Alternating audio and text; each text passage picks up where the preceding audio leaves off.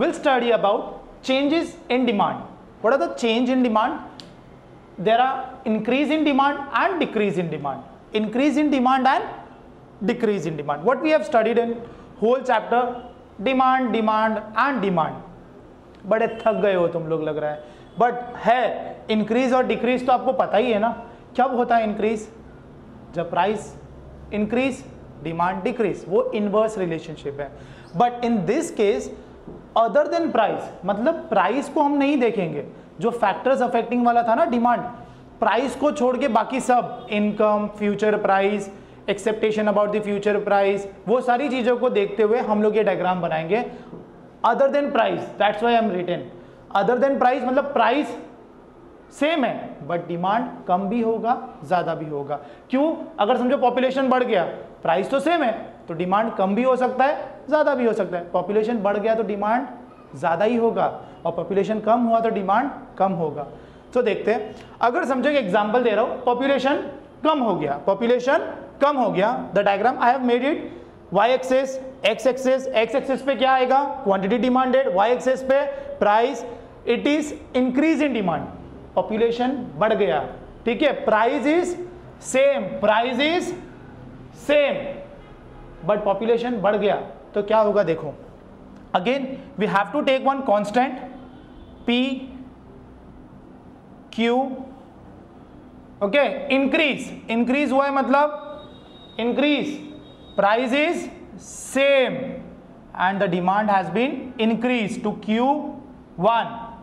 Here it is demand curve DD, here it is D1 D1, and this shows increase in demand. Why? Other than price. Other than price में क्या क्या हो सकता है? Income बढ़ गया, demand बढ़ गया, तो it is known as increase. It is known as increase in demand. Same, अगर इनकम कम हो गया, पॉपुलेशन कम हो गया तो भी डिमांड में चेंजेस आएंगे. क्या चेंज आएगा? क्या होगा? इनकम कम हो गया, डिमांड कम हो जाएगा. प्राइस तो वही है.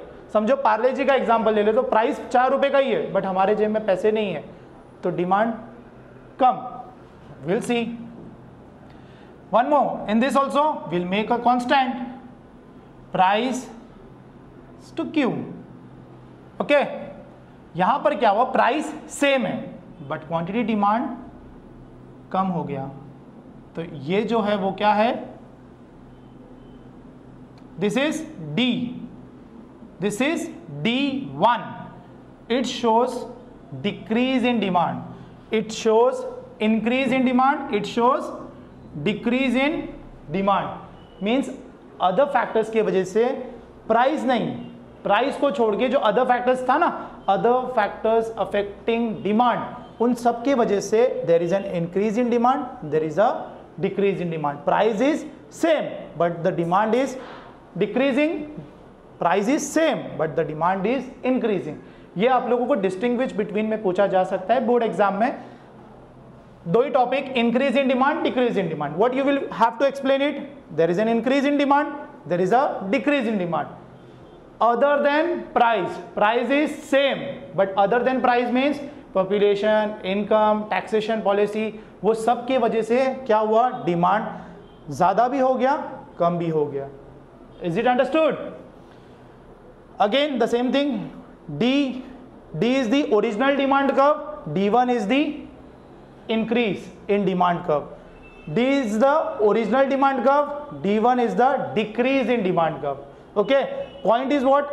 P में क्या हुआ? डिक्रीज में क्या हुआ है? Q से Q1 पे आ गया, यहां पर Q से Q1 पे आ गया, that is increase in demand. Here decrease in demand, here increase in demand. So we have learned 8 topics: individual demand, market demand, factors affecting demand, types of demand, law of demand with assumptions, exceptions of the law of demand, why demand curve slope left to right, variation in demand, change in demand. So friends, we have completed with the chapter 3A, demand analysis. So study well, do well and all the best. Keep watching. Thank you.